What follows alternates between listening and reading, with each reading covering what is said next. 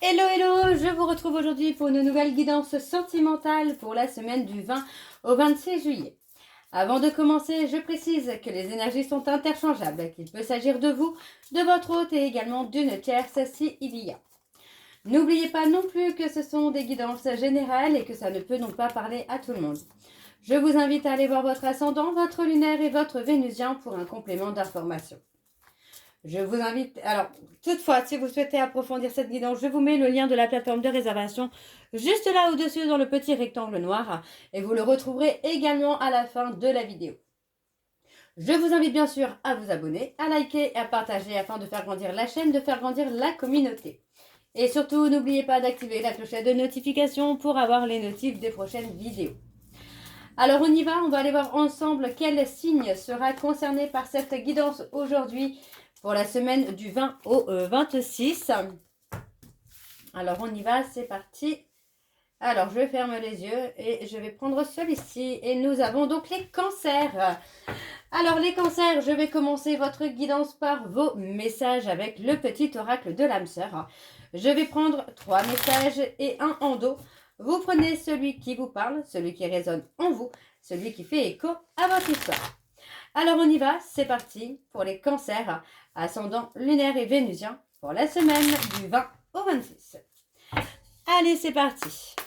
Alors, pour les cancers, ascendant lunaire et vénusien pour la semaine du 20 au 26.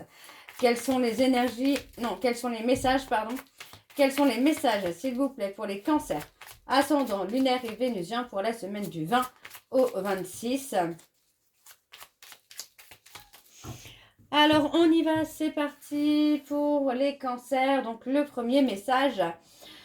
Tu es ce que tu es en raison de ton histoire. Elle t'a aidé dans sa totalité à grandir dans l'amour et dans la sagesse. Chaque expérience t'a béni d'une manière ou d'une autre. Embrasse le passé et pardonne tout ce qui doit être pardonné. Le deuxième message. L'amour engendre l'amour.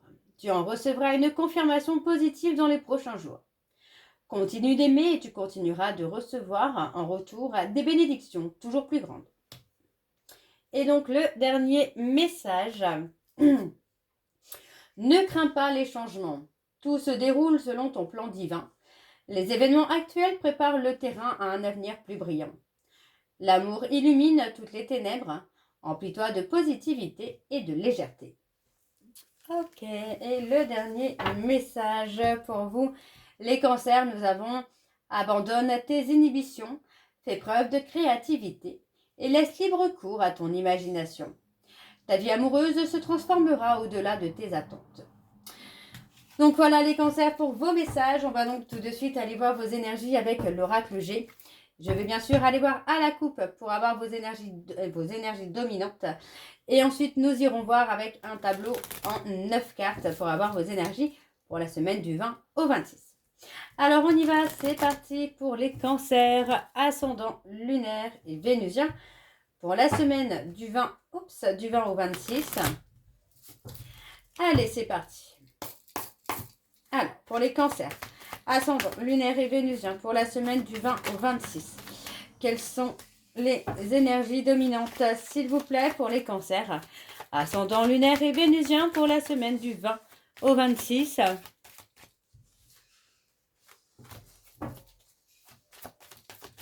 Allez, pour les cancers, ascendant lunaire et vénusien pour la semaine du 20 au 26.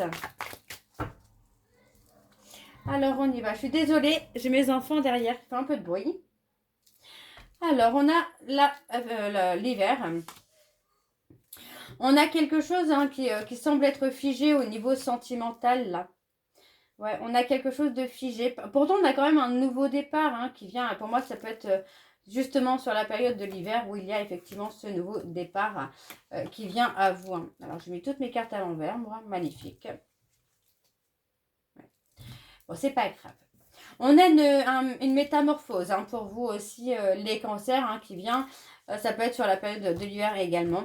Pour moi, j'ai plutôt un côté où on a été figé, où on est figé dans une situation qui demande à retrouver un équilibre pour se métamorphoser, pour avancer, pour évoluer, pour grandir surtout, et surtout pour avoir ce nouveau départ. Ok ?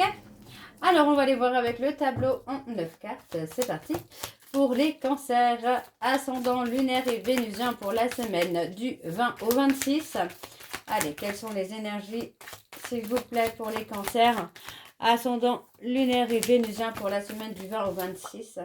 On a une chance, une opportunité hein, qui vient à vous, les cancers, là.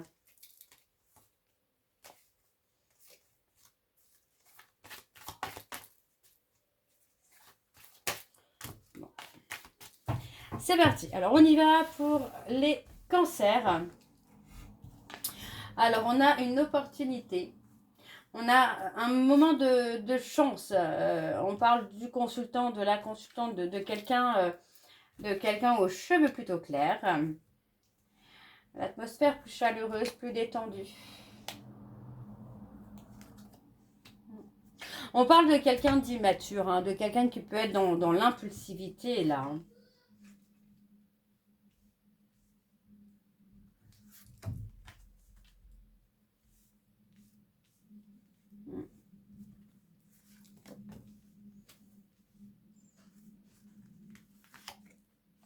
On a l'amour. Alors, donc moi je parle de quelqu'un qui est un peu dans l'immaturité, hein, dans l'impulsivité émotionnelle. Hein. On a un nouveau départ. Il est possible que ce soit avec quelqu'un de plus jeune, quelqu'un de plus vulnérable, d'authentique surtout. J'ai un nouveau départ hein, quand même. Hein, on a un côté aussi où, pour moi, j'ai une personne qui évolue, qui avance. Si je le lis de bas en haut, on a clairement quelqu'un qui grandit. Par contre, si je le lis de haut en bas, moi, j'ai plutôt quelqu'un qui est immature. Donc, ça va dépendre des cancers. Hein. Vraiment, là, ça va dépendre de vous. Dans tous les cas, moi, j'ai vraiment une rencontre, une relation qui avance, qui évolue dans l'amour. On a quand même, pour moi, cette notion-là de quelque chose qui sera équilibré à l'avenir. Hein. Ça peut être une réconciliation aussi. Hein. On a la paix, la sérénité, l'engagement, la métamorphose. Hein. Oui, pour moi, j'ai l'impression qu'on se sent un peu perdu hein, par rapport à une situation où on espère peut-être un engagement, on espère construire quelque chose, mais j'ai cette notion de se sentir prisonnier ou prisonnière de l'attente, de l'espoir de construction avec cette personne. Donc, il est possible hein, que vous ayez un moment de vous dire bah non en fait j'arrête j'ai vraiment ça qui vient là, le stop, j'en peux plus, le stop, on est à bout. Alors les cancers, oui, on parle de lâcher prise, on parle vraiment de partir. Ouais, pour moi on part, pour moi on comprend que la situation, la relation ne bougera pas. On décide de partir, on décide de prendre de la distance, parce que pour moi, c'est quelqu'un qui vous a laissé dans une sécheresse sentimentale. Hein. Pour moi, c'est une personne qui ne vous a pas apporté d'affection, d'attention, d'amour. Ouais, pour moi, il y a quelque chose comme ça. Hein. On vous dit hein, que par rapport à ce départ, à cet éloignement, bah, vous devez être à l'écoute de vous-même. Ouais, vous devez écouter ce que votre cœur désire, hein, ce que vous désirez. Hein. Ouais, pour moi, on a clairement la rupture là. On parle d'une rupture, vous voyez, on parle d'une rupture qui aurait déjà dû avoir lieu ou qui a peut-être déjà eu lieu. Mais vous êtes peut-être venu quand même dans l'espoir que ça change et tout. Hein. Pour moi, j'ai quand même cette notion-là où c'est vraiment en vous éloignant, et je pense qu'il y a cet éloignement sur l'été qui se fait, le détachement qui se fait sur la période de l'été, pour retrouver cet apaisement et cette sérénité. Hein. Ouais, pour moi, j'ai l'impression qu'il y a une rencontre qui vient réchauffer votre petit cœur, les cancers. Mais on travaille sur cette renaissance.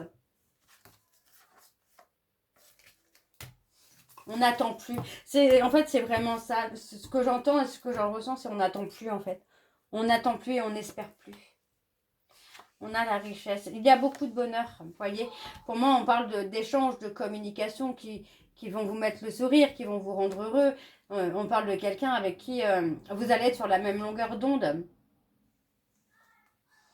Et vous faites votre route, vous voyez. Hein. Après qu'on ait abusé hein, de votre gentillesse, de votre amour, vous prenez votre chemin, vos chemins se séparent avec la personne actuelle et on ouvre la porte à quelqu'un d'autre qui vous donne justement ce petit bonheur. Alors on continue pour les cancers, ascendant lunaire et vénusien pour la semaine du 20 au 26. Quelles sont les énergies dominantes s'il vous plaît pour les cancers, ascendant lunaire et vénusien pour la semaine du 20 au 26. Allez, pour les cancers, ascendant lunaire et vénusien pour la semaine du 20 au 26. Quelles sont les énergies dominantes, s'il vous plaît, pour les cancers, ascendant lunaire et vénusien pour la semaine du 20 au 26.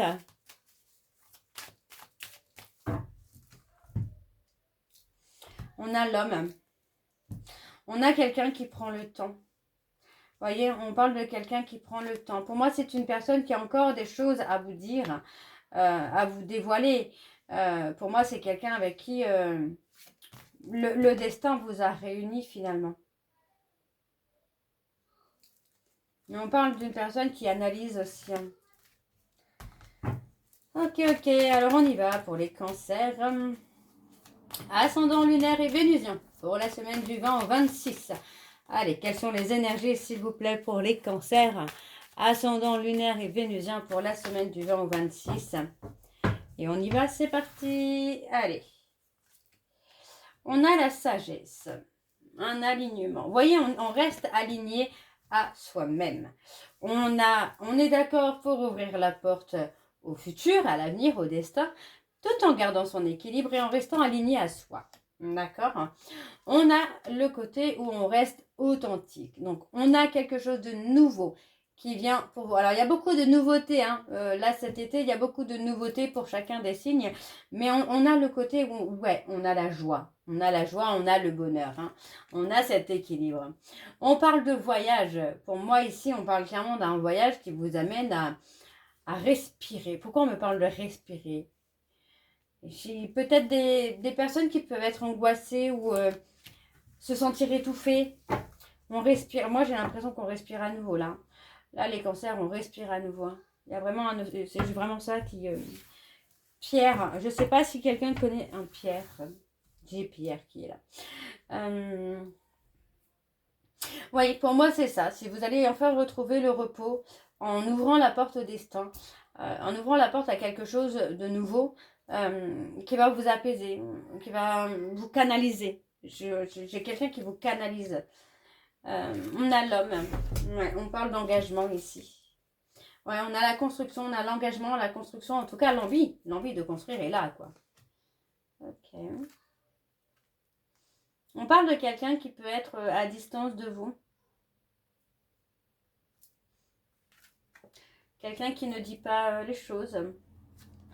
Qui est encore un peu renfermé, replié sur lui-même. Mais c'est quelqu'un qui vous voit un peu comme un cadeau. Ouais. On a l'éloignement, mais voyez, malgré un éloignement, pour moi, c'est la construction. On parle de quelqu'un qui pense à cet avenir entre vous. Il y a beaucoup de complicité. Beaucoup de complicité, beaucoup d'échanges complices. Beaucoup de bienveillance, de soutien aussi. On a la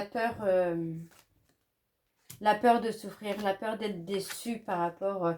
comme si cette personne était trop parfaite ou trop parfaite et que vous avez peur que tout s'arrête d'un moment à un autre. Donc il y a beaucoup de réflexions. Pour moi, on essaye aussi de ne pas trop montrer qu'on est heureux, heureuse avec cette personne. On se protège là, les cancers. Et pourtant, on a quelqu'un qui vous apaise. Quelqu'un qui vous fait sortir de votre zone de confort. Mais j'ai envie de vous dire, quelqu'un qui vous met en valeur, qui vous met en lumière. Mais oui, pour moi, vous voyez, c'est quelqu'un qui se protège de souffrir, de la séparation. Il y a une construction. On a la construction vers un avenir serein, un avenir apaisé là. Alors, on va aller voir en dos. vous voyez, pour moi, c'est quelqu'un qui a peur d'être trahi encore. Qui a peur d'être trahi, qui a peur de... Ouais, qui a peur de souffrir, hein. Alors qu'on a une relation qui évolue plus sur une victoire, là. Mais on a cet homme ou cette femme qui a du mal à comprendre. Ouais, pour moi, j'ai quelqu'un qui a très peur de souffrir, qui a très peur de croire qu'il est ou qu'elle est dans l'illusion. Alors, on continue avec l'oracle de l'amour.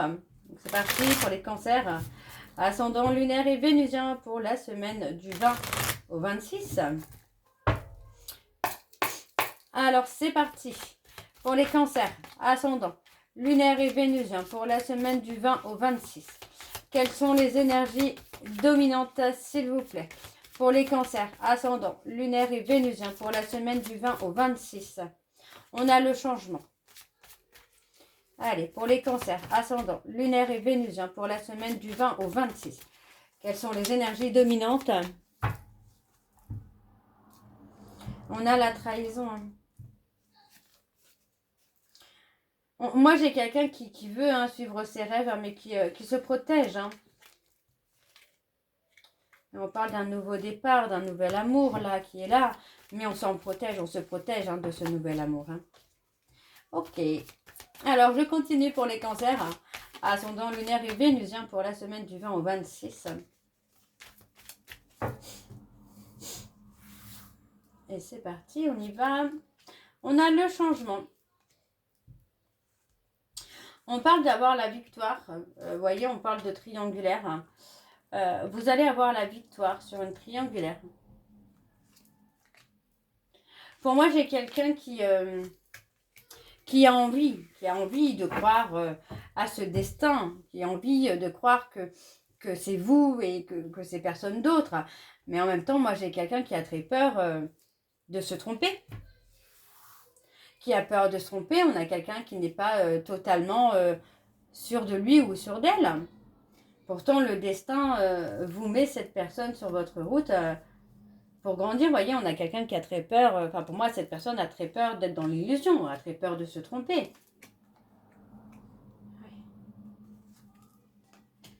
On parle de régler la toxicité. On parle de quelqu'un qui doit suivre son intuition, là.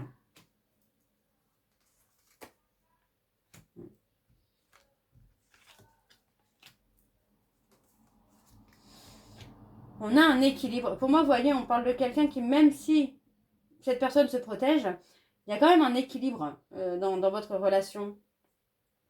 C'est pas vous donnez, lui il reçoit. En fait, on se donne mutuellement.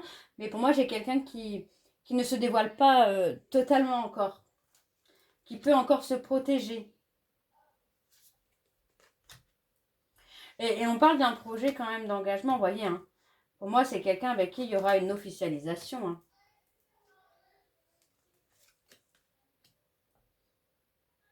Pour moi, c'est quelqu'un qui doit travailler sur ses blessures, sur ses peurs, sur ses blessures. Ouais, on a le mensonge. Ouais, pour moi, c'est ça. Pour moi, j'ai quelqu'un qui a peur de se tromper, qui a peur de se mentir à lui-même. Alors que non, on parle vraiment d'un amour fort, d'un amour intense, d'un amour équilibré, de quelque chose qui est destiné. Vous voyez, pour moi, c'est clairement le choix du destin où on fait l'équilibre entre le matériel et l'émotionnel. On n'est pas sur du donnant et reçu. Enfin, il n'y en a pas un qui donne plus que l'autre. Pour moi, c'est quelqu'un qui est bloqué aussi pour travailler sur son intuition, parce que pour l'instant, c'est quelqu'un qui est bloqué par ça. Ouais, cette personne garde des sentiments secrets pour vous. Mais c'est pas, il ou elle ne garde pas secret parce qu'il ou elle en a pas, mais parce qu'il ou elle a peur de souffrir. Mais ça évolue, vous voyez, ça évolue. Pour moi, j'ai quelqu'un qui va sortir de cette abstinence, qui va sortir de ce contrôle pour avancer vers vous et faire bouger les choses surtout. Parce que pour moi, c'est quelqu'un qui est heureux ou heureuse quand il est avec vous, quand elle est avec vous, quand vous discutez ensemble, cette personne est heureux ou heureuse. Donc pour moi, ça reste encore une fois positif là pour vous les cancers. J'espère que cette guidance vous parlera. N'hésitez pas à me dire en commentaire si c'est le cas. Moi, je vous retrouve très bientôt pour la suite des guidances du mois de juillet. En attendant, je vous souhaite une très belle journée, une belle soirée ou une bonne nuit si vous m'écoutez le soir. Je vous embrasse, je vous dis à très bientôt et prenez soin de vous. Bisous.